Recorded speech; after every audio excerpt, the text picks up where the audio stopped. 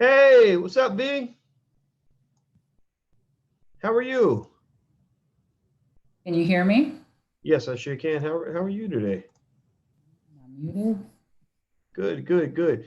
Just so you know, I think we got about three people who are inside Yes, I sure can. the How are actual you today? webinar, and I hear myself. I don't know if that's yeah. Good, good, good. Just so you Uh-oh. know, Hold I on. think There we go. That's me. That's not even you. That was me. Sorry about that. Yeah, I think we got about three people that are in the webinar right now, and a few people are going to pop in. These are the individuals from our League of Intelligent Black People who've been invited in. You'll actually get a chance to talk and ask questions and kind of speak your piece and make sure we cover your stuff first. And that's one of the things that we do for those who are members of the League of Intelligent Black People. It's kind of a little perk you get from joining our little club. So if you'd like to join the League of Intelligent Black People, you can go to intelligentblackpeople.com. That's intelligentblackpeople.com. Now, as we get started, first of all, I want to say hello to our special guest, Dr. Venetia Dutra. Dr. Dutra is she's very, very special, very important in the world. She is one of the few Black women on the planet that actually has a PhD in finance. A PhD in finance is really difficult to get. There are thousands and thousands of financial advisors and people, people that talk about finances, but these people learn their skill from finance professors, from finance PhDs, who are almost like economic ninjas. To do that, you have to study high-level mathematics. You have to have gone through, all different kinds of training, difficult training at the highest levels. You're sitting in class with students from China, Russia, all around the globe, and you're competing with them. And it's a high level of expertise. And also on top of that, Dr. Dutra, we're honored to have her teach in the Black Business School because she also has a lot of experience when it comes to real estate. She's bought a lot of properties. She's made a lot of money in real estate. She knows what she's doing. She's been doing it since she's a little girl. And so, first of all, I want to welcome Dr. Dutra and say, how you doing today? Hey, good morning, Dr. Boyce. How are you? What's up, Facebook fam? How's everybody doing? YouTube, the whole world. Good morning. Yeah. Hey, everybody. Make sure you say hi. Give the sister props. We got to You support our can, Black you women that are can. doing amazing things. And so, Dr. Dutra, you wanted to come in, or I wanted you to come in for a few minutes to talk about what you're doing. You're actually making history this week. She's making history by creating a real estate crowd fund. The first one I know of that's been led by a Black woman. We know what Jay Morrison did with Tulsa Fund and the great people that work with them, and we support them 100%. But you're actually the head honcho. You are the head Black woman in charge on Brown Equity Funds. And can you tell us about that and what you plan to do? Yeah, absolutely, Boyce. And thank you again for talking with me this morning. Again, my name is Dr. Venetia Dutra. I am the president and CIO of Brown Equity Properties. We are an investment fund, a real estate investment fund, in fact.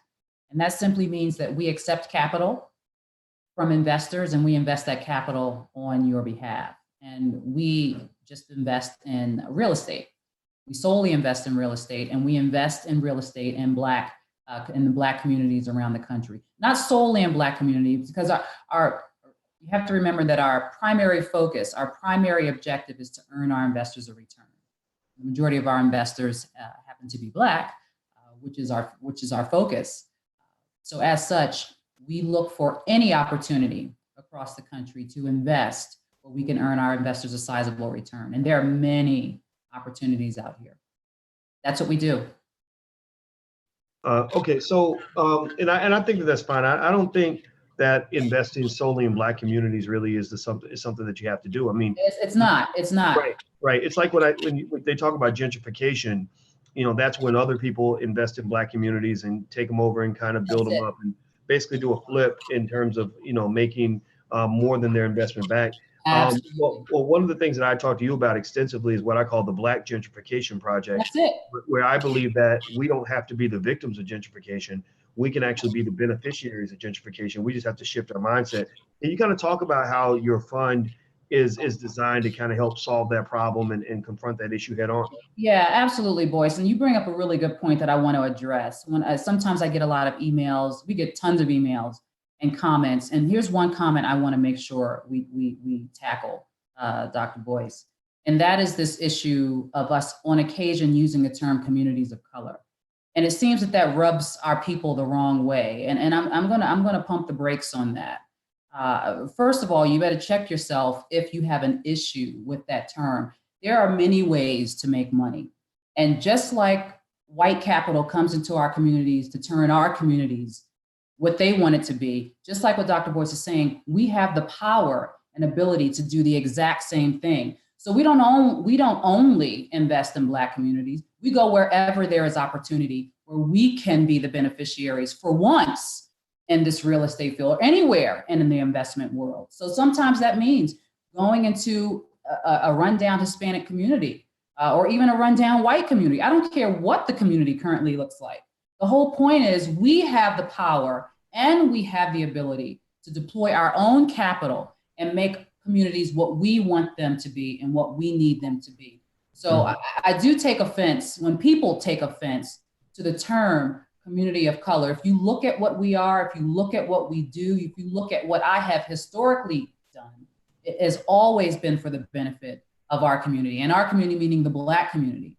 So again, I just want to dispel that and just sort of. Yeah. You know what, I'm gonna tell you, Dr. B, I think that, you know, the reactions are pretty positive. I wouldn't even worry about dispelling anything. Well, yeah. I mean, no, I'll tell you this. 99, you're right, boys, 99.9% positive. But I mean, it comes up enough that I think, you know, when we say we want to be informed and we want to, you know, buy Black and be Black, I don't think half of us even know what that is. The reality is that the term community of color should not even be an issue. Check what people do and not what people say. And what we have done historically is always been for the benefit of the Black community. So I'm done. You're right. Put a period and I'm done. Yeah. I don't even, honestly, I don't even quite understand that. Like you know, who cares, right? Here's what I see. Let me tell you what I see. I see a Black woman running a fund where she's going to raise money, same way the Tulsa Fund did. I didn't see Jay Morrison say we're only going to invest in certain areas. Jay Morrison is setting up his fund to raise money or to make a profit for Black people. That's it, period. Not even just for Black people, whoever invests. Right. So I would focus, honestly, here's the thing, I'm warning you, I'm giving you advice on camera.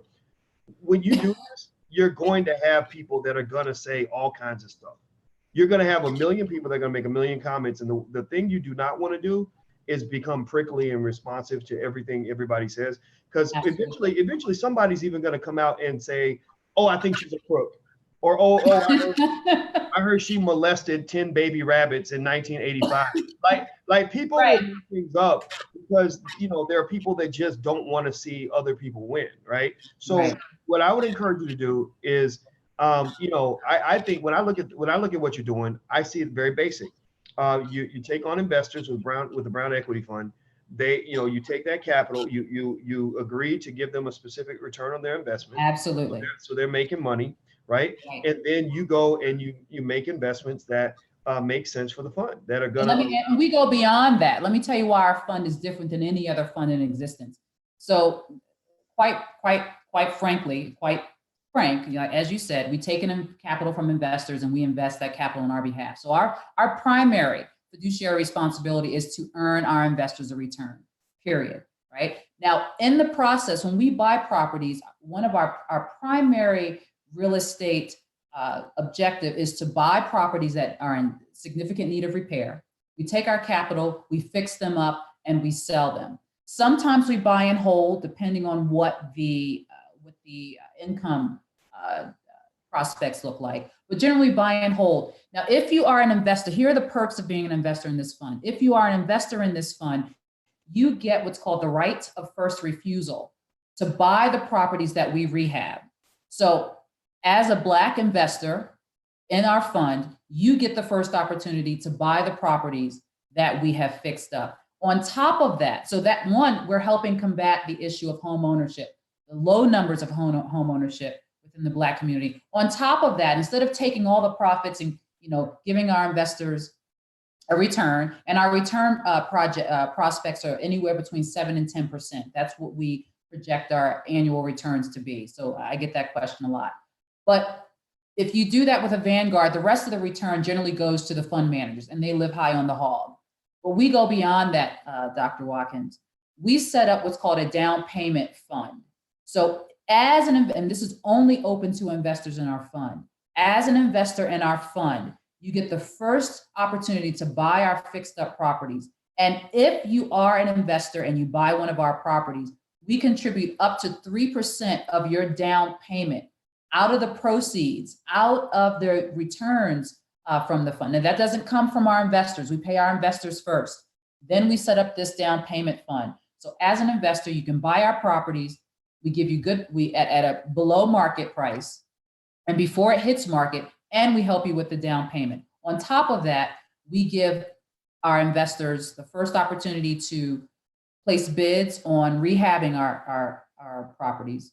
So we hire people of color, we hire contractors of color, and we do go by quality. Just because you're Black doesn't mean you're going to get the bid. I mean, we are running a business here, right? So, but we give our people the first opportunity to bid on doing the contracting for our properties. So we are helping on multiple levels.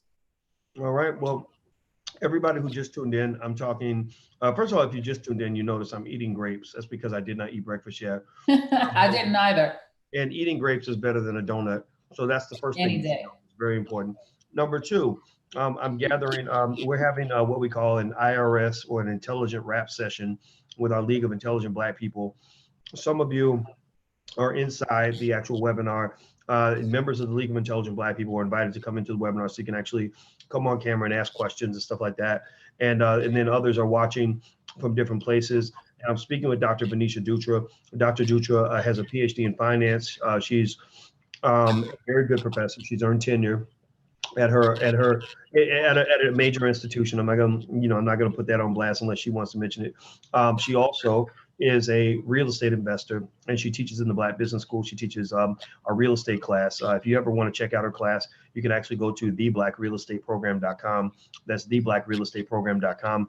The reason that your work is very important, Dr. Dutra, and is for a couple of reasons. One, real estate is one of the primary gateways to wealth. Donald Trump's dad was very poor when he was a kid, and he became a carpenter, so he made a little bit of money as a carpenter. He didn't become massively wealthy until he got into real estate, and that's why Trump has all this money right now, right? And I'm not. This is not political. I don't care about the politics. I'm saying let's look at the models. The models of how people actually go from poor to wealthy. Real estate is one of the biggest pathways to get there. Boyce, in reality. Hold on. I want to give you another prop. Another reason that what you're doing is very important is because there are lots of our people that are intimidated by it, and you teach it in such a way that I think makes it understandable for everybody. You're not only teaching, but you're actually doing it. A lot of professors teach out of a book, but they don't actually do what they're teaching, and you're actually doing it. So you have real life stuff to bring back to your students. So go ahead. I didn't interrupt your point. I just want to make sure I got my point, because I'll forget what I had to say. But go ahead. That's fine, Boyce, and I appreciate that. If you look at the number, the millionaires that have amassed significant amounts of money around the world, not just domestically, not just here in the U.S., roughly 90% of the millionaires across the world were made so as a result of real estate. I mean, that's a very powerful number. You can look up all these statistics. As a professor, we live by statistics, right? We live by research. Roughly 90% of the world's millionaires were made so by real estate.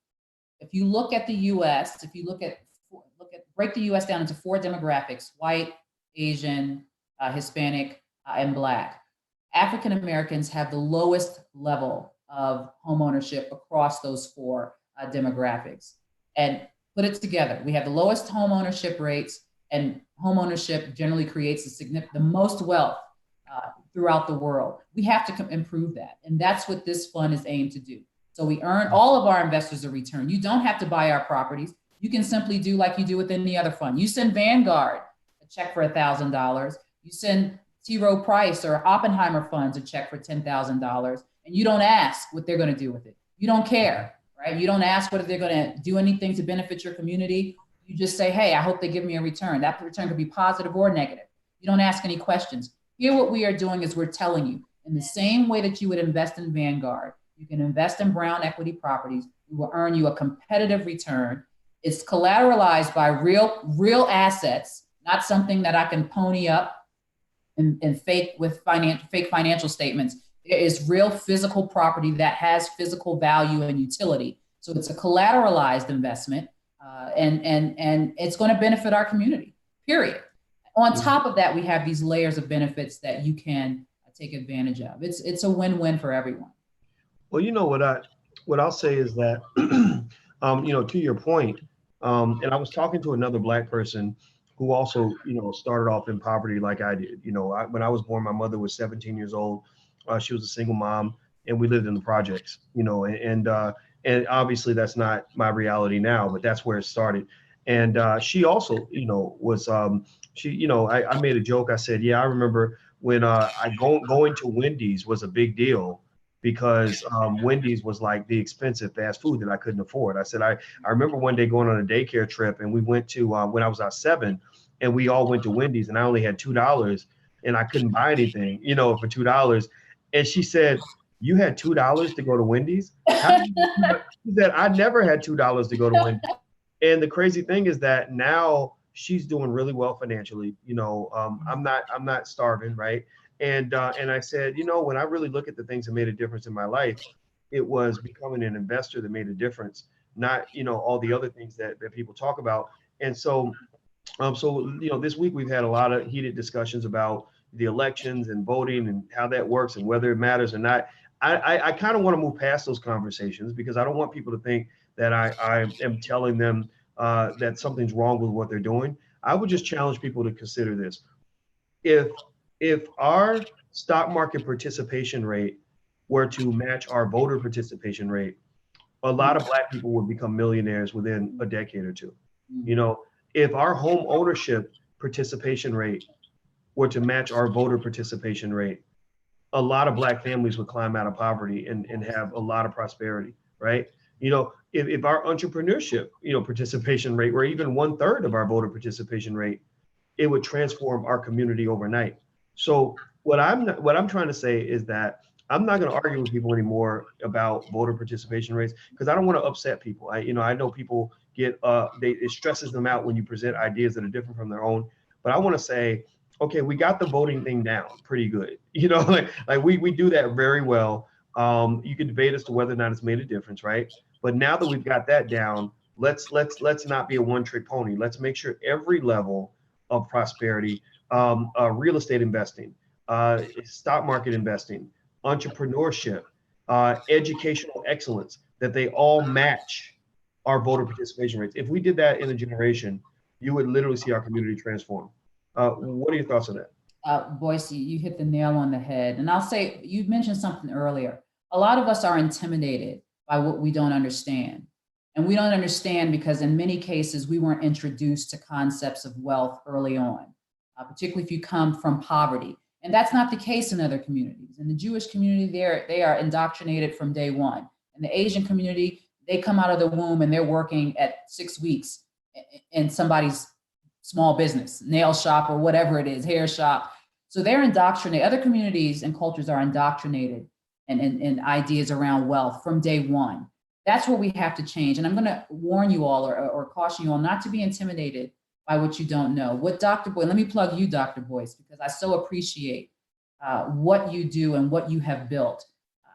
People will criticize, but people will criticize and that's it, and they're not doing anything. You get people that'll say, oh, Dr. Boyce this or Dr. B this or this, oh, they're not doing, but all they're doing is talking. What you have done is put your mouth and turn your words into action through the Black Business School. For a fraction of the cost that you would pay to go to a brick and mortar university, you will get top quality education and really real deal education, not just theory, but the practice of how things actually work, again, for a fraction of the cost that you would pay to go to the university of you name it. So I just want to plug you, Dr. Watkins. I appreciate what you do. It's a privilege and honor to teach Real Estate 105, Real Estate 101 or Black Money 105 in the Black Business School. And if you want to learn more about real estate, please sign up for the class. Yeah, well, I appreciate those compliments. And I'll tell you, the Black Business School is better than any business school I've ever seen in terms of what you're learning, who you're learning from. and how it applies to Black people. Like if I had a child and my child, was choosing to either go to, the traditional business schools and, spend $100,000, $200,000 versus go to the Black business school, for that same period of time, I would have no reservation about sending them to the Black business school. In fact, my daughter, both my daughters have asked me, they said, well, I want to go back to school. What should I do? I said, the Black business school has everything you need. Right. And you won't have any more student loan debt, and not only does it have everything you need, but it takes you above and beyond because the programs, classes in a college or university, they last 16 weeks and they're over. You can get mentorship from somebody like Dr. Dutra for years if that's something that you need. And also, we encourage you to actually implement and execute on what you're doing. I didn't see that in business school. When I was in business school, and I was the #1 student in my business school, white, Black, otherwise. I was ranked #1. I was a Wall Street Journal Outstanding Graduating Senior. I learned nothing that I could really go out and apply in the real world right away to figure out how to solve immediate problems in my life as a Black man. My problem as a 22-year-old Black man was I need to figure out how to get some money. And they didn't show me that. They showed me how to do things that were in a book and how to get into graduate school so I could go get more debt, right? But they didn't show me like, well, here's how you go out right now and make moves that are going to put you in a better position. That's what we focus on in the Black business school. So, I brought you in. I brought you into the school. I invited you. I'm glad you accepted the invitation. I invited you in because I know that you have the highest level of credentials that any college professor can have, but also you got that real world experience. Also, you care about being Black. And those are the things that really matter. You have to have that special combination because a lot of our teachers that are charging these families all this money, leaving families in debt for generations, they're not putting professors in front of the kids that care about them. They're not qualified to teach them about the real world. They're certainly not qualified to teach them how to be Black because they've never been Black. And we're losing because of that. So Dr. V, let me ask you this. People are asking about your fund and they're really excited about it. And I know you got to run. I want to let some of the students in the League of Intelligent Black People ask questions. So if you have a comment or a question and you'd like to come on camera, just hit the button to raise your hand or let me know if you're in the chat. How can people go become a part of the Brown Equity Fund? And also, you have an event coming up in Houston very, very soon. Can you talk about both of those things? Absolutely. So please visit our website, www.brownequityproperties, that's plural.com, www.brownequityproperties.com. Now, we have launched our first fund and we are so pleased to announce that it was a successful launch. We are funded and we are actually out buying properties. So this fund is now closed for new investment, but we will launch our next fund in the next month or two. So please go to the website, hit the sign up button, and you will be added to our list. I will warn you, Brother Jay Morrison, again, raised many millions of dollars in 1 week. We have raised a large amount of capital in about a week and a half. And so you want to be on our mailing list so that when we open the next fund, you'll be informed and you're able to invest right away. I have people that are on wait lists right now because again, they cannot invest. And also we are headquartered in Houston. We're proud to be headquartered in Houston. And I know Dr. Watkins has a large following in Houston. We have a huge launch party coming up this Saturday, November 10th at the Archway Gallery from 6 to 8:30. We'd love to see you come out. It's free food, free drinks, free live music, and beautiful Black people like yourself just coming to celebrate being Black, wealth, and Brown Equity Property. So we'd love to see you come out. Visit my website, visit the Facebook page, Dr. V. Dutra, and you can RSVP there, but it's totally free. We'd love to see you come out. All right. Well, thank you very much, Dr. Dutra, for popping in. Thank you, Dr. Watkins. Yes, everybody, that's brownequityproperties.com. That's brownequityproperties.com. Make sure you check it out. She's doing her launch party this week. Find her on Facebook. Do you have Instagram or anything like that where people can follow you on IG? We do, and that's under Brown Equity Properties as well. But Facebook is the best way to stay in contact, and our website. Visit it regularly because we have we're about to purchase 2 properties, and we'll keep video of that renovation process posted on our website. Okay, well, I'll just say this. I support people that I believe in, and the 3 main people that I talk to the most when it comes to real estate are yourself, Jay Morrison, and Andre Hatchett. And people see me support all three. And the reason that, and I've been not just supported verbally, but put my money where my mouth is. I told Jay I would endorse his fund. I invested $10,000 in that fund. I've told you, Dr. V, that I endorse your fund. I'm going to invest $10,000 in your fund. Even Dr. Boyce Watkins missed the boat. He didn't get in before we closed, so he'll get in on the next. Well, guess what? When you open up, I'm gonna be the first one at the door. And basically, all I'm gonna do is just move money over. You know, I got money invested in Google and Facebook and Humana and all these different companies. I'll just move some of that money over and put it, you know, into something black. And also Andre C. Hatchett. I hit Andre up today and I told him, I said, tell me about what you're doing because I want to invest in what you're doing. And the thing that people will have to understand is that this is not charity. This is not a donation. This is not, you know, purchasing a product. This is something that benefits you. So you should be happy to want to invest because investing is how people grow their money. So and the reason that I support all three of you was very deliberate because I didn't want people to think that that we should have sort of this like what is it like one person doing this thing and doing it is a copycat and all this other stuff. No, we need 10,000 funds like this. Absolutely. White people have you know, a bazillion funds out here. You know, it's not like, well, there's just one white fund that everybody invests in. No, there's thousands, right? So black people, we need hundreds of these funds, thousands of these funds. Absolutely. And so that's why I deliberately made sure everybody knew that I support all three of you because I don't want to get into this whole like, well, if you support Jay, then you can't support Dr. V, or if you go or Andre Hatchett does it, that's competing with Dr. V. No, there is no competition. You know, we need to develop infrastructure, and this is part of that infrastructure. So so anyway, that's it. Thank you very much, Dr. V. Thank you so much for having me. Everybody have a great day and visit us, brownequityproperties.com. And if you're in Houston, please, please, please come out and party with us this Saturday, November 10th, Archway Gallery, 6 to 8:30. All right, Archway Gallery, 6 to 8:30, Saturday. November 10th, this Saturday. Okay, Archway Gallery. And where was it that people can go to get the address? Yeah, so go to my Facebook page at Dr. V Dutra, and you'll see it on that page there. You can just RSVP, invite all your friends. You know, it's an open invitation. Share it with your networks. We're gonna have a great time, party, and it's all free.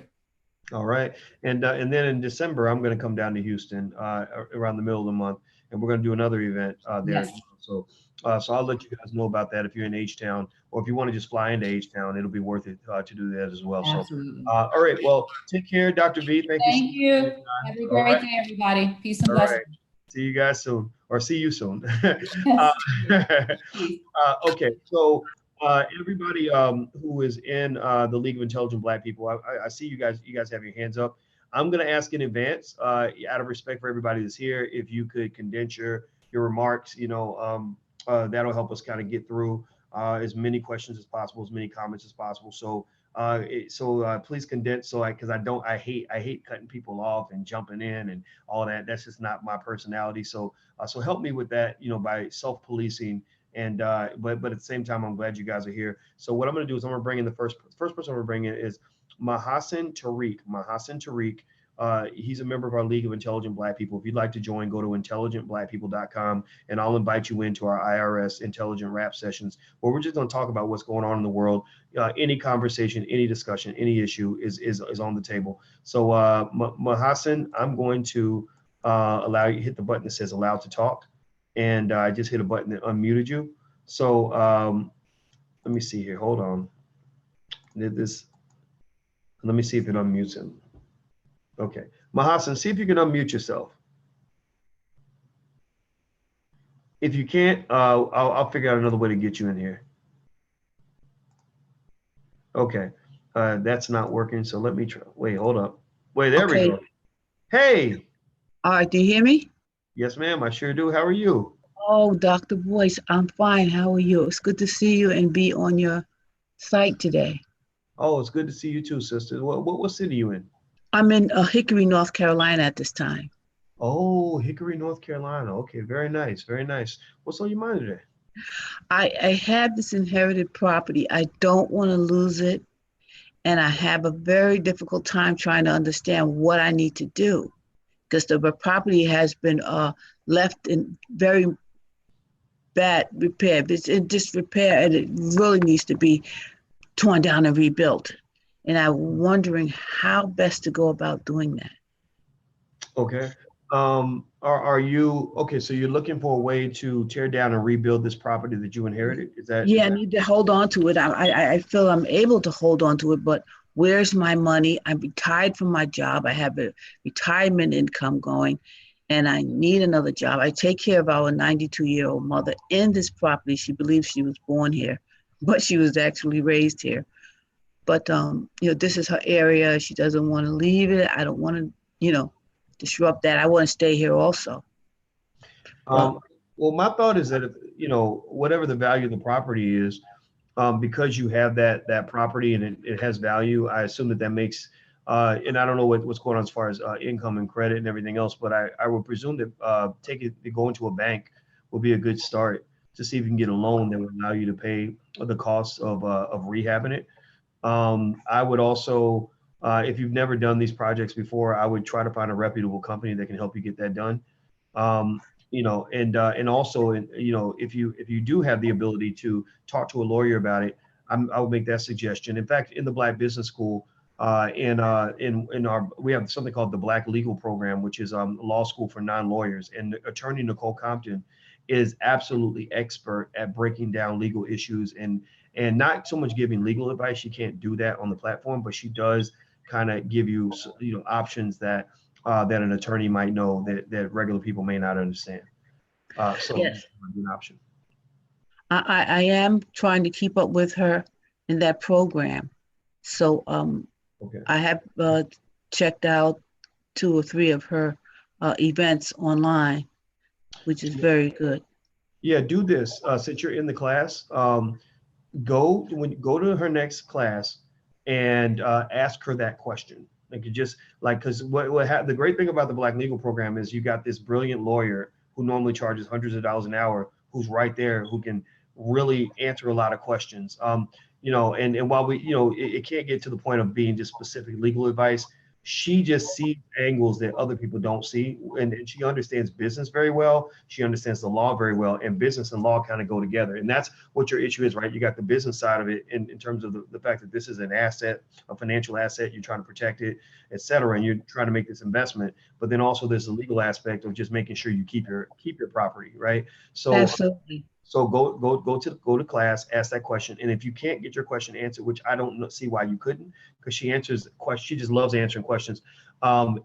Just let me know. You're in the League of Intelligent Black People, so send me a message at intelligentblackpeople.com, and I will make sure Nicole get your question and talk you through that. Okay. So I can give you my 2 cents, but she could probably give you about 10 cents at least, or maybe $1 worth of additional information to add to what you're doing. Sound good? Okay, it's beautiful. Yeah, thank you. All right, Mahasan. Very nice to meet you, sister. Yes, All right. Godspeed. Bless you. Okay, so next I'm going to go to Nakia Clark. I see Nakia all the time. I see your name pop up constantly. I can't wait to meet you. When I bring you in, you have the option to turn your camera on or just do an audio. It's totally up to you. Anybody who's interested in that, the law school within the Black Business School, it's very, very good. We have top attorneys, attorney Nicole Compton, attorney Demario Solomon Simmons, who is an expert litigator out in Tulsa, Oklahoma, who works with Benjamin Crump on a lot of cases. Benjamin Crump was Trayvon Martin's attorney. He's also very well respected throughout the United States. Also, attorney Tanya Nebo, who's one of the most respected attorneys in Atlanta. She does business law mostly, and she's very, very good at that. These are some of the faculty that we have, and they also bring in special guests on a regular basis. So if you're interested in going to law school, but you don't want to be a lawyer, because I believe every Black person should know the law. That's why we created the program. Go to theblacklegalprogram.com. That's theblacklegalprogram.com. And the first month is free. And also, just so you know, you guys get a heads up, we're actually creating a Black law school for children too. We believe every Black child should be introduced to the law. And Attorney Compton, who's the dean of our law school, is actually designing that program as we speak. So if you have a child that's smart and you want them to get ahead, then the way to get them ahead is you start teaching them adult concepts at an early age so they can be introduced to these concepts and we become fluidly capable in a way where by the time they're 18, 19, 20 years old, they'll be way ahead of everybody else. So anyway, next, Nakia, I'm bringing you in. I'm going to try a different option for you, Nakia. I'm going to try this thing called promote to panelist, which will bring you out, but I think it brings you back in. So I'm going to try that. Maybe that'll help make it easier in the transition. So, so I just hit that button. It says Nakia will be rejoining the webinar as a panelist. So, so there she is. Okay, so let's see if Nakia, see if you can unmute yourself. There should be a little microphone on your screen. There we go. Nakia, how are you? Oh, wow. Hi, Dr. Boyce. I look a hot mess. You do not look a hot mess. You just look hot. You just look hot. You look hot and blessed. That's what you are. Not a hot mess. Hot and blessed. Thank you. I'm actually at work, and so I pulled over just because I wanted to ask you a quick question. Thank you so much for inviting me, and I absolutely love the Black Business School and have benefited so much. I've been a member for probably close to 2 years now, and it started with the stock market program. So first off, thank you for all that you do. And I'll let you go because I know that you were going to ask something. I apologize. Oh, no, I was going to ask you what city are you in? So I live in Bolingbrook, but I'm from the Chicago area, so I'm not too far from you. Oh, okay. So you're another Illinoisan. All right, very nice, very nice. Well, yeah, well, I was excited to meet you because I see your name all the time. I know how you're always in the mix. And so what's on your mind, sister? So I am in the process of thinking about Christmas presents. And so I've already got the Black Millionaires of Tomorrow program for my goddaughter and my niece. And so I was wondering if the books that you were selling at the All Black National Convention would be available before December, because I wanted to kind of package those with the Melanated Mogul cards that I have, just because I don't do toys. I do either stocks or I do financial education. So those are gifts that I would like to give. And I just wanted to know if you'd have that available.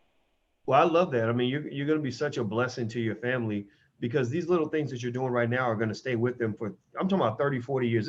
It'll be with them after you're gone. That's how impactful this is. You know, my grandmother, I'm sure you heard me talk about my grandmother. That's how I keep her alive. I talk her up. And, you know, she used to do that for me when I was 5 or 6. She would buy me a toy every now and then, but usually she would give me savings bonds and like educational and financial stuff. And that's still with me. My grandma's gone, but I'm carrying it with me and I'm talking to everybody about this. And it, you know, and without my grandmother's input, I wouldn't be doing this the way I'm doing it right now, right? So that's great. I mean, I think it's good when you're able to look at that 5, 6-year-old and picture them as a 45-year-old, 55-year-old still doing certain things toward other people as a result of what you taught them early. Now, with that said, I do know that we have the financial flashcards that are still available as well at financialflashcards.com. And then also we have entrepreneurship flashcards at financialflashcards.com. So that might be an option.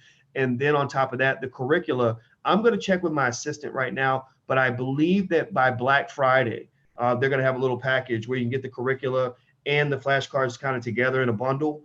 And so I'm going to message her today and ask her about that. And I do know also they're doing work in the children's program. I know that we just finished our children's program on entrepreneurship, where we kind of break down the steps of being an entrepreneur. We believe every Black child should know how to start their own business by the age of 12. And so that'll be kind of an option as well. And you know, we're glad you trust us to help you educate your kids. And so if you have suggestions as well, we're always open to ideas to help, you know, people to kind of take over that educational process. I think that the schools are doing it wrong. So when somebody's doing wrong by your child, you take over. You don't let them keep doing wrong by your child. What other thoughts do you have? What else is on your mind? So I have a 3-year-old son who, you know, thanks to your teaching, actually owns more stocks than I have ever owned in my life. Yeah, I actually started taking the class because I wanted to know about the stock market, and I have like 2 master's degrees, and I kid you not, I'm not saying this just because I'm live, but I actually learned more in your stock market class than like all of the years I spent in school, and I just really wish that the Black Business School was around back from even my bachelor days, because you could have saved me a ton of money. Oh my gosh, I'm glowing right now. Like I'm feeling so happy because, you know, you're manifesting in reality what I always thought would be possible in theory, right? I had this thought, I was like, well, maybe if we set up this school and we educate Black people, you know, in a Black way, in a more authentic way, in a more relevant way, at a lower price, it'll benefit a lot of people. And so when I hear that, I mean, that really makes my day, you know. And I'm honored that you said that. So you said a lot of things that got me thinking. Number one, you're not alone. You know, you're not alone. There are millions of people out here right now that have 1, 2, 3 master's degrees. Some got PhDs, MDs, all that, and never learned anything about how to build wealth. Nothing. And I couldn't understand that. It's crazy. You spent between the ages of 6 and 18, you spend about 16,800 hours at school. About almost 17,000 hours you spend at school. And not once do they even take 1 second to teach you just basic stuff about, you know, investing, about the things that matter the most to people. You know, people, the biggest worry for people is, you know, their financial situation. So literally just taking 20 hours out of that 16,800 would change people's lives, right? So it's a really low bar to have to jump. It's not that it's not rocket science. And I think that what drives this is that these systems are not designed to make you into independent wealth builders or financially responsible. They're driven to get you into the economic system as an employee, you know, which supports the corporations, and then you make your money, and then you spend all that money because that's keeping the corporations going. The U.S. economy is driven primarily by spending, and people borrow in order to spend even more. So the debt kind of drives everything. So I almost wonder if we had, like, you know, 100 million Americans who are suddenly financially literate, conscious, and disciplined, that might actually crash the whole economy. You know, so I understand why they're doing it this way, but I also want you to understand why you need to do it a different way. And I love what you've done with the 3-year-old. I think that's awesome. I think that's so cool. Everybody who's watching, I want to challenge you right now. Become a stock market investor today. Like, if you are not investing in stocks, start right now. I'll guide you. Like, I can give you some basics to kind of get you started, but start today. Download one of the apps. The apps are like Acorns, Stash, and Robinhood. Those are 3 great apps you could get started with. Start today because as I was mentioning earlier, I don't know if you heard this, Nakia, when I said, if our stock market participation rate matched our voter participation rate, we would literally have an extra $2-3 trillion of wealth in our community within 1 generation. Exactly. Right. So I don't even know if you had a question. You made a comment, but I was so excited about your comment that I just started rambling. Well, thank you very much for sharing. I appreciate it. And I'll let you get back to work. I don't want you to get in trouble or anything. Oh, no, I'm fine. I did have a question besides the Christmas package. So because I've got the Black Millionaires of Tomorrow program for my goddaughter and my niece, and my son, he's 3. So I know at some point he'll be able to understand it because this is all his mom thinks about. I was wondering, since you do have the program with the homeschooling of children, is there a way that maybe you can have an additional class to teach toddlers just kind of like some of the basic things, because most of the stuff that we have resources it doesn't look like us. And I also know the power of imagery, especially even when you're teaching children from a toddler's perspective. And so that's kind of where my husband and I are with our son. So that, and also too, I'm in the process of trying to create a curriculum for financial literacy for the children in my church, and also the financial literacy class that I teach at my church. However, I want to make sure that I'm doing it right, because most of the stuff that I'm teaching is obviously from all the classes in the Black Business School, but I want to make sure that I'm doing it right and not missing anything. So if you have a private session or an email, I can shoot you a couple of ideas out, and, you know, maybe I can get a session where I can kind of get your feedback, because I want to make sure I'm not missing anything. That would be awesome. So, and thanks for all you do. I just love Dr. V, love Attorney Compton, love all the ladies on Fly Newbie and Queen. Like, literally all day I'm listening to financial stuff from people from your organization. So just thanks for all that you've done. Wow. Well, thank you, sister. What you said is great. If you want to reach out, send an email to my manager. It's manager@voiceofbusiness.com. Her name is Michelle. And she'll forward the message. I'll tell her to look for your note as well. And also, I'm guessing if I wanted to create something for my church and my child was in the Black Millionaires of Tomorrow program, you might just want to take what's there and you use that. You know, the videos are downloadable, everything else. I'm not real prickly about people taking the content. I mean, I'm like, go ahead, steal from me. I'm not going to usually give people a hard time about that. Just be ethical about it. Like, be a thief with some ethics, right? So what I mean is, like, just don't rob us blind to the point we can't pay our people. But obviously the bigger goal is to, spread the message. And I love to invite people in, to invite their families, like, bring people with you, because that's how we're going to rise ourselves out of the situation. So you may want to start there in terms of using, I mean, we spend a lot of time and money creating these cartoons to go with the concepts to kind of make it child friendly. Also, to your point about teaching basic concepts, we're digging into that. Our long-term goal actually is we want to have a school. Like, we really want to have just a regular full-time school and a chain of schools all throughout the country, throughout the world, actually, where you can bring your child to that school every day and teach them everything. Mainly the 5 key areas: reading, writing, math, business, Black history, and then maybe a 6th elective related to critical thinking skill or something like that. And so we're kind of edging forward with that long-term goal. And so with that said, the next step, the next major thing we've been meeting about is we're actually reaching out to Black mathematics teachers, because my manager made a good point. She said, you can't do business if you can't do math. And a lot of our kids can't do math. The average Black student, when they go through these public schools, the average Black student is in the bottom 20th percentile in mathematics. And so we got to fix that. So that's going to be our next big adventure, is bringing in math teachers and stuff like that. So we are trying to dig into those basic concepts, but we're open to suggestions as well. So I want to say thank you. It was a real pleasure to get a chance to meet you. Thank you, Dr. Boyce. All right. Talk to you soon, sister.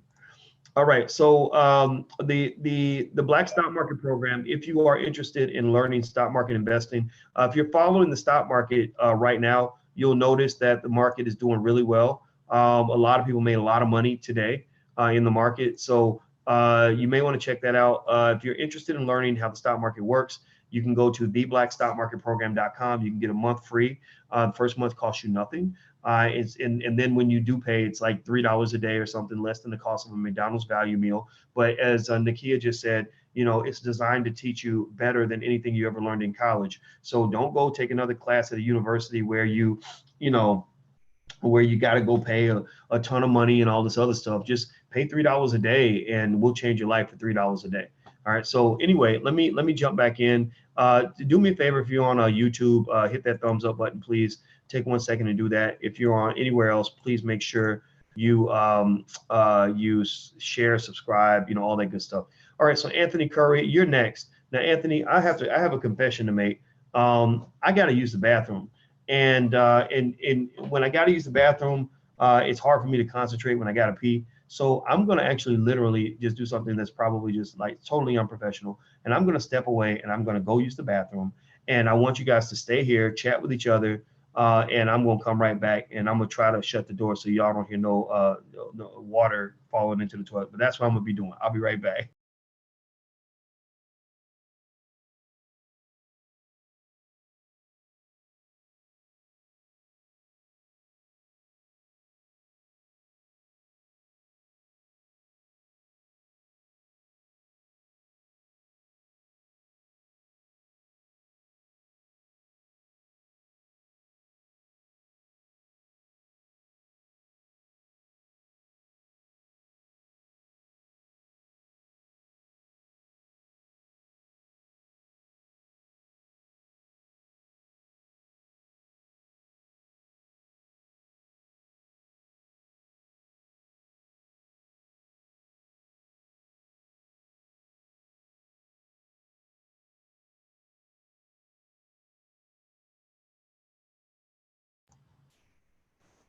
And he's back. And he's very relaxed now because he got a chance to use the bathroom. All right. Somebody said hit mute. I hear you. You did not hear me, Mickey. Stop lying. Stop lying. Got to do what you got to do. Wash your hands. Yes, I wash my hands. And check this out. Do you know that in China, most of the bathrooms do not have toilet paper? They do not. That's like 1.6 billion people who ain't wiping their ass. That's kind of crazy, right? And I think that there are a lot of countries where they don't wipe. There are places where I think parts of India maybe where they actually wipe with their hand, like their left hand. I don't know how that's just I don't know. I don't understand that. But here's another interesting thing about, speaking of toilet paper, check this out. My mom was calling on my phone. Let me hit this button. So but check this out. I saw this video where there was this brother who was a survivalist. He was what they call the preppers, I guess, doomsday preppers. And he showed this toilet paper that comes in pill form. These little pills, they look like pills. And it's like a can of pills. And each pill, you dip it in water and it opens up to a piece of toilet paper. So that's like pretty cool, right? So if you ever go to China, get you some of those toilet paper pills and keep a lot of them. And that way you'll be good if you go to the bathroom. Do not assume that there is toilet paper in the bathroom when you go to China or India. All right, so Anthony Curry, I'm bringing you in right now. I'm going to promote you to panelist. So Anthony Curry, let's see if Anthony's here. Anthony, there should be a microphone button where you can unmute yourself. If you don't unmute yourself in a couple of seconds, I'll see if I can unmute you. But I don't want us to be redundant in our efforts here. Everybody who's watching, make sure you hit the like button, share button, and subscribe button. Let's see here. And if you want to join the League of Intelligent Black People, this is where I'm grabbing people to bring in, you can actually go to intelligentblackpeople.com. The membership doesn't cost a whole lot, and it's basically asking for your help supporting the platform. And in exchange, we want to do something special for you. So this is something that our members get access to that a lot of people don't. Okay, so there we go. Okay, so I hit the unmute button. Anthony, can you hear me? Hey, Anthony? Okay, it looks like Anthony might not be here. So I'm going to go ahead and shut this down in 3, 2, 1, and go. Okay, well, I'll get you next time, brother. I'll get you. Ashton Smith, you are next. So I'm promoting Ashton Smith to panelist right now. So let's see what Ashton Smith has on her mind. How do you guys feel about what happened? Terrence says, need to talk to you, Dr. Boyce. Well, email my manager@boycewatkins.com. Just so you know, I'm a total antisocial person when it comes to talking on the phone. I do not talk on the phone hardly ever, unless it's my mama or my kids or something like that. And the reason I don't talk on the phone very much is because I realized a long time ago, I'm literally very, very focused, almost obsessed with time management, because in life we have a very short amount of time to do a lot of stuff. So I learned a long time ago how much time we waste on the phone. You know, there's so much time that's spent on the telephone that it makes it difficult for us to really get things done. And that's actually a tip to you guys. You know, I have a program in the Black Business School called Black Keys to Greatness, where I teach time management, setting goals, overcoming obstacles, all of that stuff. And one of the things I told my students is that you need to look at all the little time wasters that destroy your life. There are a million little ways that your time gets eaten away. And that's why you feel like you don't have enough time to do the things you want to do, because you're on the phone, you're stuck in traffic, you got some asshole down the hallway that you don't even like, who's coming to stand at your office door talking to you forever about nothing. You got tweets and text messages coming through on your phone and all this other stuff. These are distractions. These are distractions. And if you want to achieve, you know, your goals and get things done, you have to eliminate those distractions. So a lot of my phone calls I delegate. You know, a lot of people say, and they get mad at me for it, and I feel bad. They'll say, oh, why won't you talk to me? You disrespected me. It's like, no, I'm not disrespecting you. I got stuff I got to do. So a lot of times, if I have a choice between talking to one person versus getting out here and talking to 10,000 people at one time, I'm going to have to talk to the 10,000, because that's how I can make the max impact in terms of sharing, you know, thoughts, ideas, things that are going to help people, right? So, so absolutely, you can talk to us, but you have to talk to somebody in my organization. I have about 25 people that work for me that are doing various things in the company, and somebody from the organization can speak with you. Me personally, it's kind of hard, not because I'm being bougie or being a jerk, but because I'm really trying to get this stuff done. It's very difficult. So I hope that makes sense. Some people get it, some people don't. Some people still get mad at me, and I hate that. But anyway, Carol Jeffries, you're next. I'm promoting you to panelist now. So let's see if Carol Jeffries can come in. See if Miss Jeffries, see if you have a little microphone button you can hit that will bring you in. And as we get ready for Carol, I want you guys to do this. Go take a look at the stock market today, and I want you to pay attention to what's going on in the market. Right now, there's major moves in the market. I'm looking right here at my portfolio. It looks like it's got a lot of green. Green is good. Green means you're making money. And that typically means that the whole market is elevated. And so I encourage everybody, please take that challenge. You know, let's do the investing challenge. Let's see if we can make our stock market participation rates equal to our voter participation rates. About 67, 68% of Black people vote on a consistent basis. When Obama ran, I think it was 80, 90%, something like that. It was really, really high. Or maybe it was between 70 and 80. It was very high. I got to go look. And so I would argue that if our stock market participation rate matched our voter participation rate, we would actually make more progress that way than we do the other way. That's my 2 cents. All right, so here we go. Carol, can you hear me? Hey, Carol? There she is. Hi. Hi, Dr. Boyce. How you doing? Doing very well. How are you? I'm doing fine. I really don't have a question. I just wanted to tell you I really love all the classes that you provided, and I do a lot of nonprofit work. So I've been trying to spread the word about everything that you do. Oh, wow. Well, thank you very much. I appreciate that. And it means a whole lot to me. What state are you in? I'm in San Diego, California. Oh, San Diego. That is one of the most beautiful cities. It is. Yeah. That is a beautiful place. I was in San Diego not too long ago, and I love that city. Well, you know, I appreciate this. You know, I appreciate you saying this. And I would like to share with you, you know, I'm a product of generational wealth. It started with my mother, then my mother-in-law. And if you hold on to properties, you can build wealth, and you can create that next generation that doesn't have to start from scratch. So it's very important to get that message out. Yeah, I think, you know, that I like real estate a lot because, you know, because that's the kind of investment that, you know, where you can almost never go wrong. You know, like people are buying a property, they're like, you know, did I overpay or underpay for it? And I'm not gonna say it's good to overpay, but I said, you know, really, if you buy something and you just hold it, if you buy real estate and just hold it, 9 times out of 10, you're gonna make money from it. I said, show me a place where I can go buy property now where it costs less than it did 25 years ago, you know, or 30 years ago. It's not gonna be like that, right? So if you bought property in 1992 or something, and you know, let's say you did overpay. Let's say it was only worth 200, but you paid 220. Well, chances are right now that property is worth $400,000 or $500,000. So who cares if you overpaid a little bit? You know, so holding those assets intergenerationally makes a big difference. And so you're saying that real estate was kind of the vehicle that your family used to kind of. Yeah, that was one of the methods that we used. Matter of fact, my husband's parents, they had bought a house. I think it was like $6,000, and now the house is worth $400,000.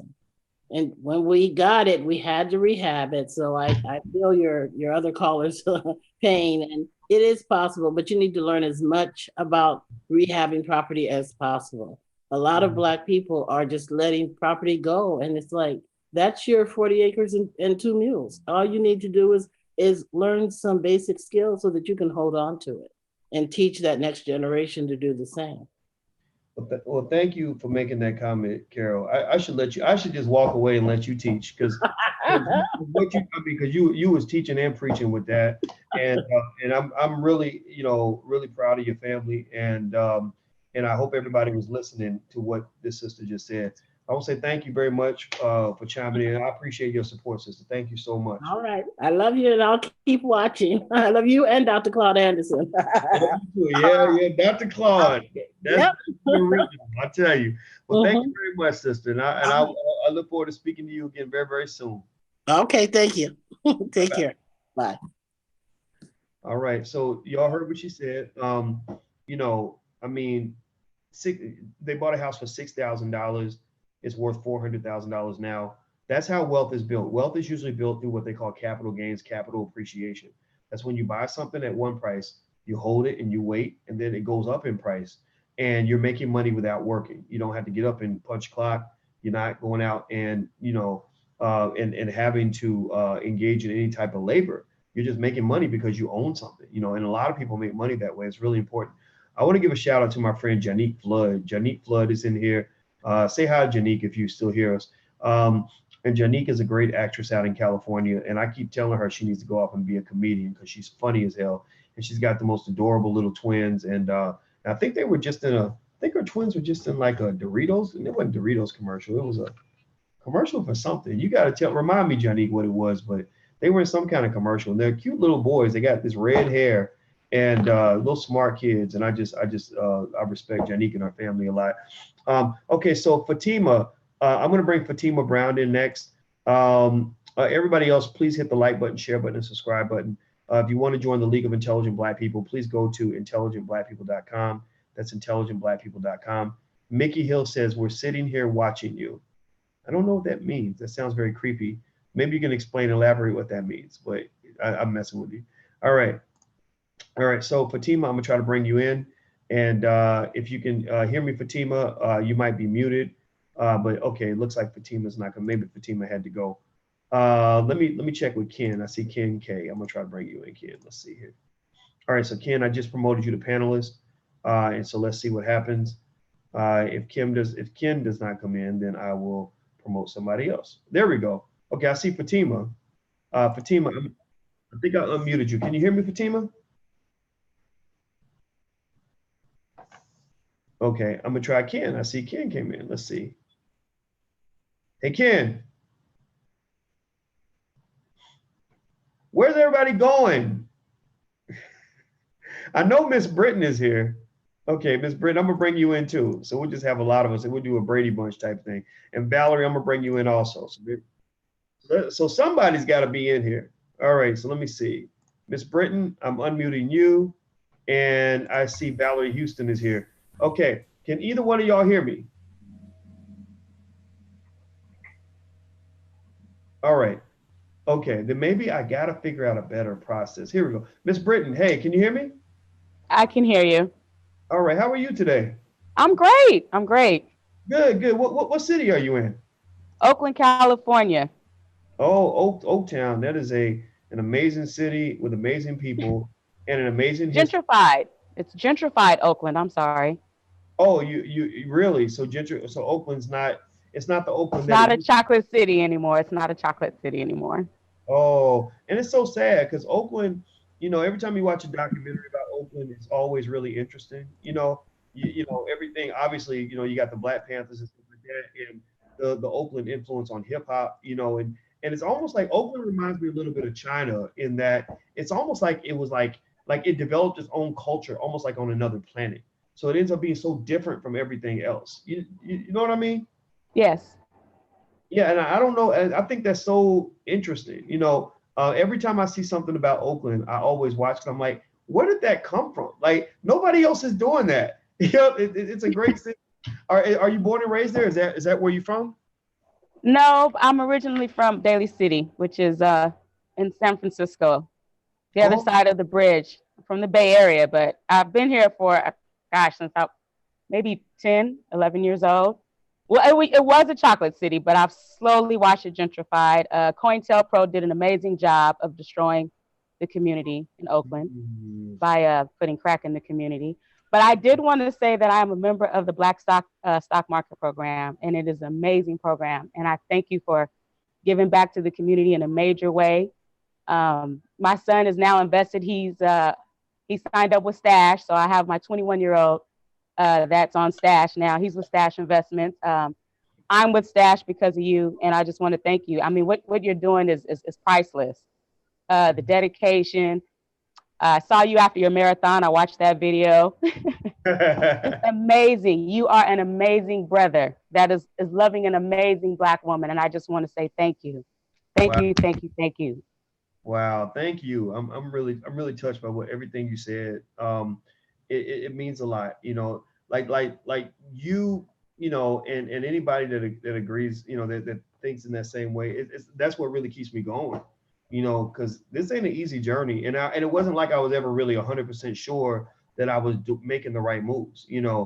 Every time, anytime you do anything that's a little different, you're gonna hear different sides. People saying, "Don't do it. It's terrible," or "Oh, you're a bad person," and stuff like that. And so it took a lot of development to kind of just get to the point where I had confidence in ideas, even if nobody else agreed.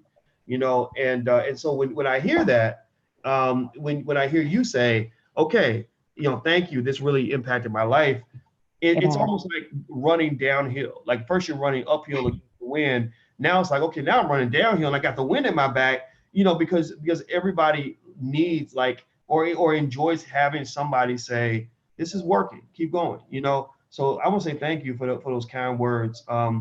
And I appreciate it. Make sure in the stock market program, get your certificate. If you have the time to do it, all you gotta do is go through all the videos, and the certificate will automatically be released to you. I don't even think it's 100%. I think it's like 75%, if I'm not mistaken. If you go through the videos, you can get your certificate, and then you can print one out for your son if you want to. And this is we want this to be your college degree. We want this to be something that you're proud of. The Black Business School, we want this to be the Black Harvard, because we know how good we are at what we do. We know that we're better than these other schools. And we also know, we studied extensively, we studied the history of these great institutions, the Harvards, the Yales, and all that. And they started just like we're starting, So it may take a couple hundred years, but that's the direction we want to go with this. And but it requires all of us to really believe in it, to just believe that something that is this Black can be better than anything that's out here, it's because of people like you that actually help make that happen. Now, I assume your name isn't Miss Britain. What is your actual name, if I may ask? Your first name? Luenta. Luenta. How do you spell that? Luwinta. Lewinta. Luwinta. Luw. Luwinta. Well, Luwenta, where'd that name come from? Was that from your mother or? My mother, she was babysitting for an African family, and she was babysitting for a baby named Luenta. So she just changed one of the letters. Oh, wow. In her name, and named me. I love it. I love it. Well, that is a beautiful name, and you're a beautiful person, and I appreciate, your beautiful words. Thank you, Professor. It's been an honor. It was an honor sitting in your Black stock market classes and watching you live. I cannot begin to tell you how much you've helped me. I really appreciate it. And I'm not just trying to blow smoke. I'm not being paid to say this. I just really want to tell you how amazing you are. I'm very grateful. And there's times where I haven't been logged into the Black stock market program, but since I'm a member, so I might log in on the weekends. I might not, take the classes as much as I should, but I really, just from the bottom of my heart, I really want to thank you, because you didn't have to give back like this. You could have taken your PhD and went on about your life. And you are truly dedicated, like I haven't seen anyone before with what you do. Honestly. Wow. Honestly. Wow. Well, I'm really keep doing what you're doing, and may God protect you. Thank you, sister. Keep doing what you're doing. Honestly, sincerely. Well, you give me Thank life. you. You give me life. Thank you so much, Luenta. Honestly. Words. And I look forward to. And I'm over 40. I thought it was too late for me because I'm over 40, but you have inspired me. So thank you.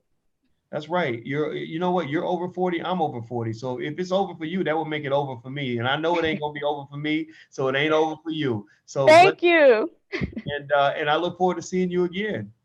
Yes. Thank you. All right. Bye-bye. Have a wonderful day. You as well. Thank you. Thank you.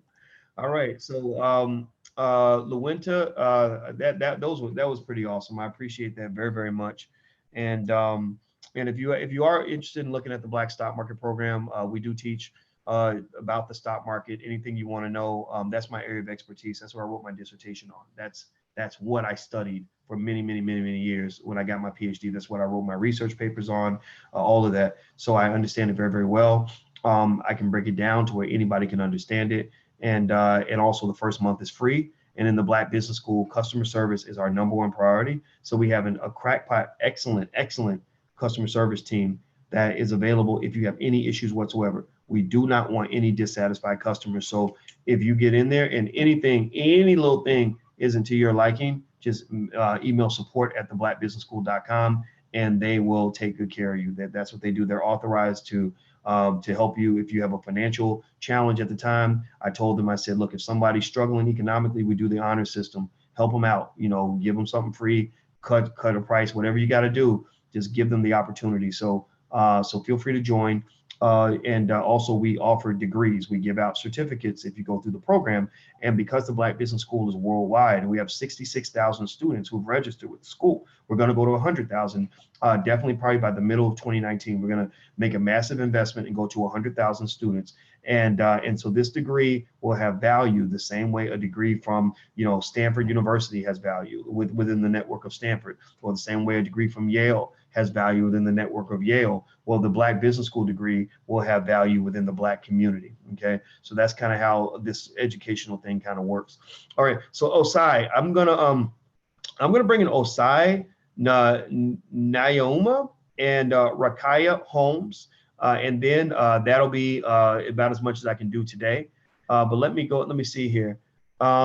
Yeah, Florence Swan mentioned the issue with Stacey Abrams not conceding. Yeah, I did see that, and I hope that she wins in the recount.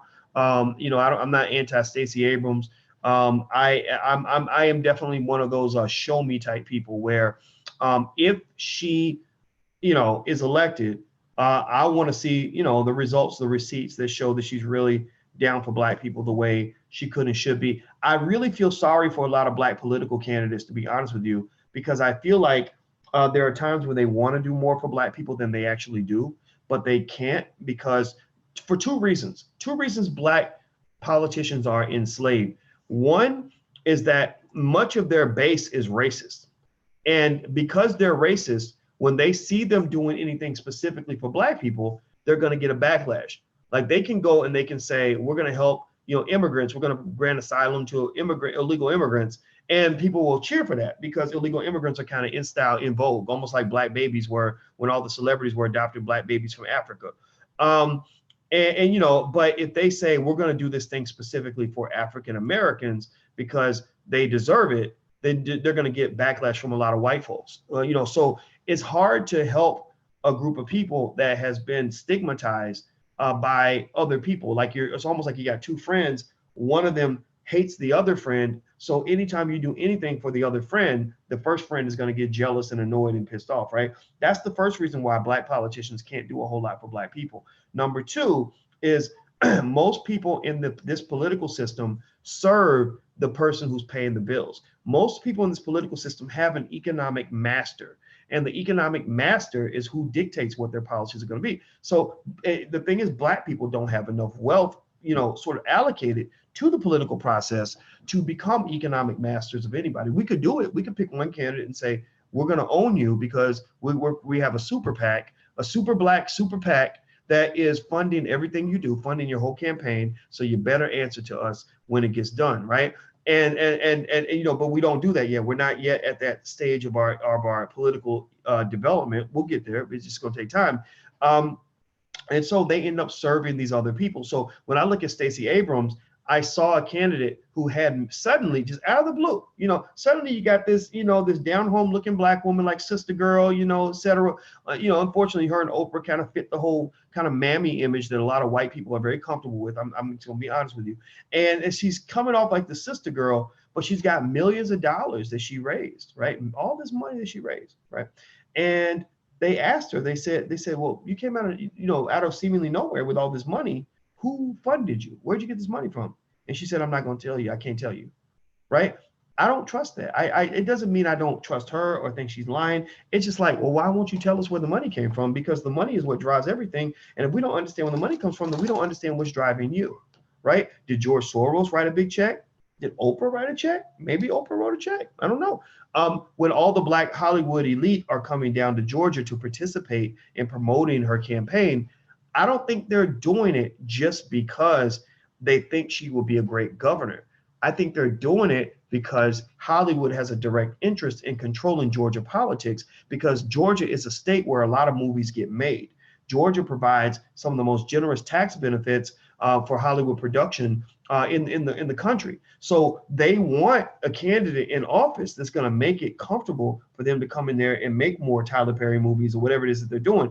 And I don't blame them. I don't think it's a bad thing at all. I just think that we got to understand that money's driving almost everything that's happening. It ain't just, we're all trying to be Black. It's like, you got people that are trying to get rich, right? So anyway, let me, Osai, I'm going to bring you in and promote you to panelists. I'm also going to promote Rakaya. I'm bringing both of you in at the same time. So let's see if you if you come in. I'm going to try to unmute you now. Okay, Rakaya, I just unmuted you, and Osai, I just unmuted you. So it could be all three of us talking, or it could just be one of us talking to the other, or it could just be me talking to myself. So I see Rakaya in there. How you doing, sister? Doing pretty good. Good to see you. What state are you in? I'm in Chicago. Oh, nice, nice. So are you driving to the plantation, or are you where are you going? I have a client in Burridge, so I'm pulling over now. Oh, okay. A client. What kind of client? What do you do? So I own my own firm called Our Home Strategic, and what I do is help my clients with their strategy, right, making sure they have the right people, the right process, and the right systems to accomplish their long-term goals. Oh, I love it. I love it. That's awesome. What is your company called again? Our Homes Strategic. R, like the letter R? Mm-hmm. Rakaya Holmes, Holmes, Strategic, Strategic. Okay, Our Home Strategic. And what's the website? ourhomestrategic.com or? Yes, www.ourhomestrategic.com. Okay, I was asking you to repeat that because I want people to hear the name of your company so they can learn about it and support you and stuff like that. What's on your mind today?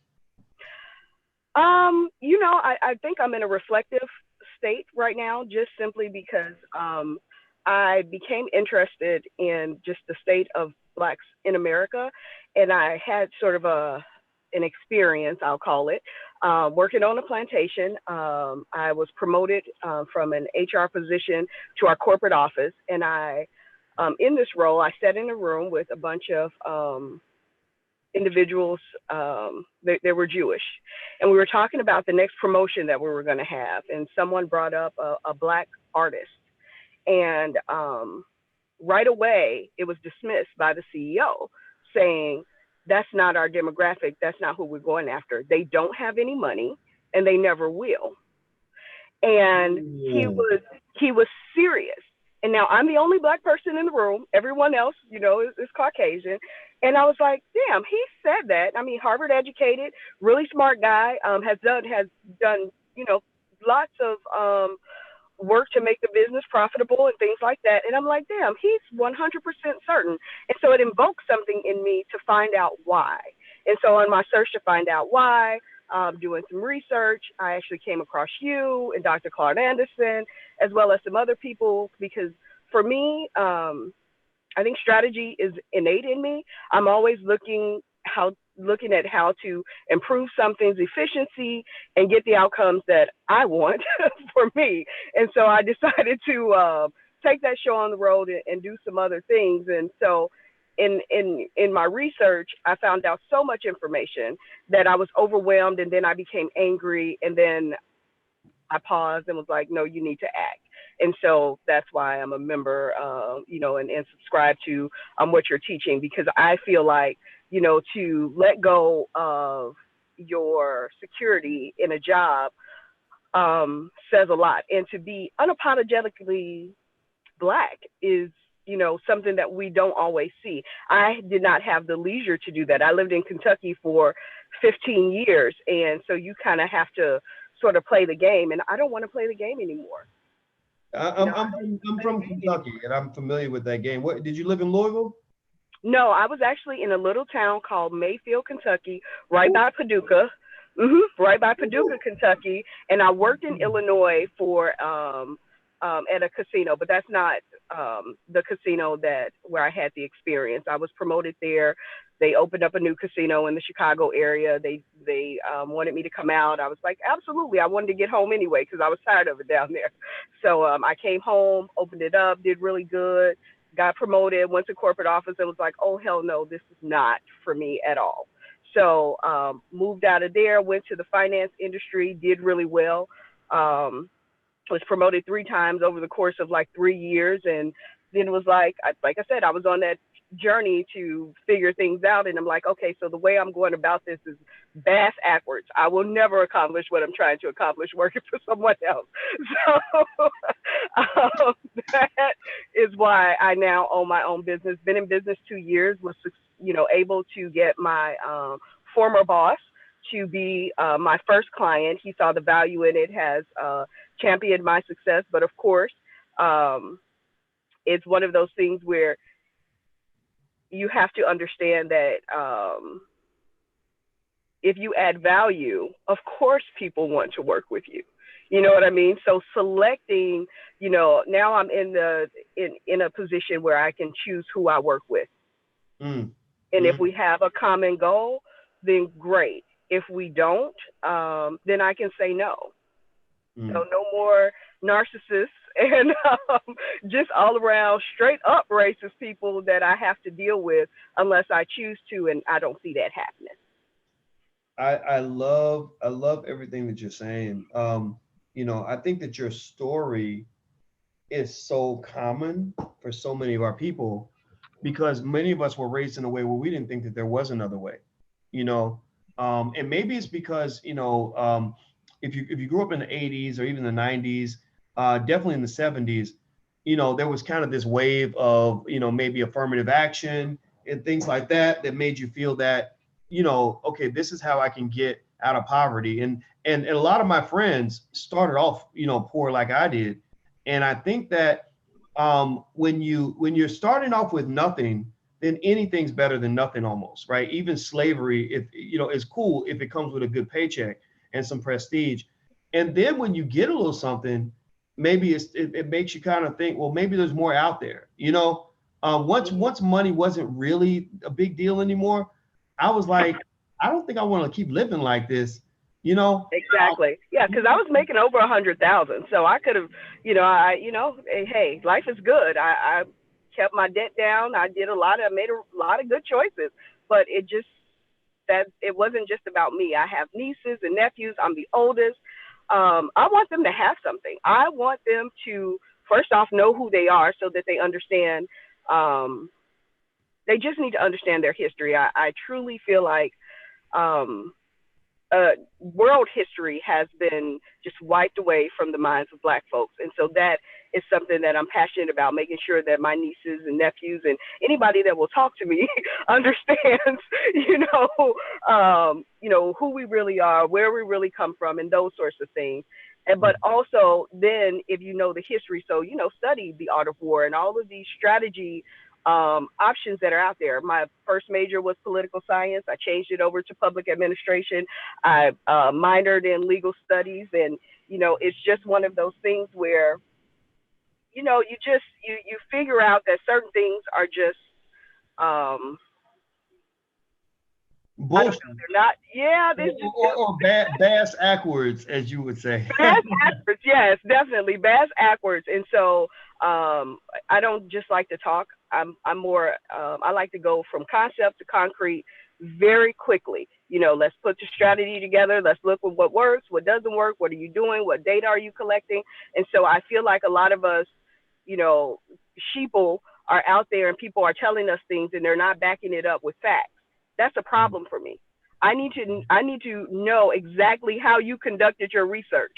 I need to know that. So it's not just enough for me to believe what someone is saying. I need to see it. I need to make sure that it was empirical research, you know, that it's accepted. And then I need to also understand the biases. Well, because there are inherent biases in all research that can be conducted. What is it that you intended to find, and then what preconceptions did you already put into it as you develop, you know, what it is that you're trying to get out. So, well, you know what, Rakaya, you just gave me thoughts, you know, for the closing remarks I want to make, you know, in today's conversation. But I want to say thank you for sharing so honestly, and I hope you're going to come back. Because I think that you fleshed out a lot of areas that I think could get more fleshing out, right? Like maybe we can really start talking more about this. And because you represent kind of what I think I've always tried to appeal to the most is, you know, is that I do believe there's a segment of the Black community that you know, that isn't falling for the okie doke, that believes that there's a better way, that is looking for solutions. That wants to make progress, you know, that isn't just going to do something because somebody told them. They're actually trying to find a way to make it, to improve our condition. And so, so I hope you'll come back and then we could, you know, keep talking about this. Definitely. All right. Well, thank you very much, sister. And I'll let you go to see your client. And I want to give everybody your website again. It's rholmesstrategic.com. Rholmes, HOLMES, rholmesstrategic.com. So anybody who wants to just support the sister, check out her business, go to rholmesstrategic.com. Thank you very much, Ms. Holmes. And I will make it live. I just finished my new branding of Be Strategic, so I will make it live as soon as I hit this client's door. When you come back, just mention your site again, and I'll push it again. That's a benefit, we give to the members and stuff. So because I want to see you win, I want to see you making money, I want to see you succeeding. So God bless you, sister. All right, thanks so much. All right, bye now. Bye. Okay, so what Ms. Holmes is talking about is something that really makes sense. Part of the reason I even created the whole League of Intelligent Black People is because I said, wait a minute, I think when you really look at human beings, not everybody's equally equipped to think outside the box. Not everybody's equally equipped for critical thinking skill. In fact, actually, studies show that Black people watch more education Black people watch more entertainment on television than almost everybody else, right? And so think about this. We consume more television than other people. And what that does is a couple of things. One, it's what causes us to worship these celebrities. Studies show that if you want to get a Black person to buy a product, all you do is you do a celebrity endorsement, and the celebrity will get the person to do stuff because they're just following along. So television creates sheeple in that way. The other more deeper way that watching too much entertainment, too much TV, can affect you is it shuts down the prefrontal cortex of the brain. The prefrontal cortex is the part of your brain that separates you from an animal. It's the part of your brain that actually engages in critical thinking skill that allows you to initiate your own thoughts as opposed to simply regurgitating something that somebody told you, right? So you have millions of Black people, millions of our children who are sitting in front of TV. There's a reason they call it the idiot box, who are just sitting staring at BET all day. And they literally, some of them have become zombies. And so zombies are excellent people to get to follow your agenda if it don't make no damn sense. Because what you're basically doing is you're like, look, don't worry about it. We'll do the thinking for you. Just show up and vote for this person and do what we tell you, and you're gonna be good. Go buy this product. Go do this. Go wear the Gucci belt because all your favorite rappers are wearing the Gucci belts, and you need to have one too if you want to be fly. And there's nothing there that is allowing people to initiate their own thoughts. So when I really say I'm appealing to all intelligent Black people, I really mean that. I'm appealing to the people who have not been eaten up by the zombie apocalypse that has been impacting the Black community for many, many, many, many decades. A lot of people, pay attention, a lot of the people who argue with a lot of the points that we make or who just get mad, they're not really providing an alternative. They're not really able to analytically break down and explain why this is wrong or why another solution might be better. They just pretty much have a primitive primate kind of reaction, which is just anger. Roar, like, you never, why you say that? Why are you telling people that you shouldn't be drunk? Right? That's a zombie. Think about, what does a zombie do? Zombies, how do zombies move? Anybody watch The Walking Dead? How do the zombies walk around and do all this other stuff when they're supposed to be dead? Well, the reason they can do that is because the primitive primate animal instinct, the animal part of the brain, is still functional. So they're just literally like walking around, but they're not critically thinking about anything. But they're sort of doing what animals do. Any animal can express emotions like anger or whatever, or fear. But the difference between humans and animals is that we can go beyond fear and beyond anger and express something that is more logical and more critical. Now, I want you to think about what happens when you take a human being and you put them in front of a television for 20 straight years and give them no education, no critical thinking skill, never challenge their thinking, never expose them to new ideas. And the whole time they're watching television, it's reducing the part of their brain that engages in critical thinking skill. That person ends up being turned into what could be called an animal. I'm not saying that they're animals. I'm not saying they're beneath you. I'm not saying they're bad people. I'm saying that you got to get your kids out from in front of the damn TV and put them in situations where they are challenged to think, question everything. Because if you don't, then what's going to happen is you're going to be sucked into the brainwashing that is used to control Black people on a mass scale. They understand this science. We do not understand this science, which is why the science affects us in the way that it does. So that analogy about the Walking Dead and about zombies and animals and how animals think, that's because of the reduction in the impact of the frontal cortex and the ability to engage in critical thinking skill. That's why when people get mad, like when we break something down and say, well, actually, if you look at it like this, it's really not this, is actually that. What's their first reaction? Their first reaction is anger. Because an animal, because a basic anger, you don't have to use critical thinking skill to be mad at something. You know, and then when you get pissed off, you don't even know why you're pissed off. You can't explain logically like what's really going on. All you know is that Negro on the YouTube channel says some stuff that contradicts everything you've been hearing your whole life, and you are pissed. You're like the zombie, right? Well, that's not what we need. We need the intelligent Black people, the ones who are critical thinkers. And I'm not talking about the ones who went to school, because some of y'all brainwashed too. Some of us who went to school for a long time, I was brainwashed in a lot of ways, right? So it's not about whether you went to school. It's not about how much money you make. It's not about anything other than your desire to think outside the box, challenge everything, and find better solutions. That's what's going to save us. That's what's going to at least save you and your family. I can guarantee that your family can be saved by taking specific steps. Will the whole community be saved? Probably not. Probably not. And that's just a fundamental fact. But we can do our best for the people that we care about and move forward from there. All right. So let's see. Can you link your stock market program's website? Yes, it's theblackstockmarketprogram.com. That's theblackstockmarketprogram.com. That's where I teach the stock market investing class, which can show you how to invest. I challenge you to become an investor as soon as possible. It makes a big difference in your life. The other thing too, and I can show you exactly how to do it, and the program gives a certificate when you're done, so you can actually put the degree on your wall and be proud of that the same way. I think the Black Business School is better than Harvard, so be proud of that the same way you would if you got a degree from Harvard. Also, we actually have a program for people that are just beginners when it comes to money. It is Black Money 101, which is the first class in our Black Money sequence. Black Money 101 goes through 101, 102, all the way up to 106, which is business processes with Dr. Shauna Etienne. Black Money 101 is a great place to begin if money is kind of scary for you, or it seems complicated, or if it's not something you're sure about. And you can actually join that if you go to blackmoney101.com. You can actually get 48% off the regular price. The regular price is about $69 a month, which is a little bit more than $2 a day. So not very much at all. We waste $2 a day on ignorant things. So I would say spend $2 a day on knowledge.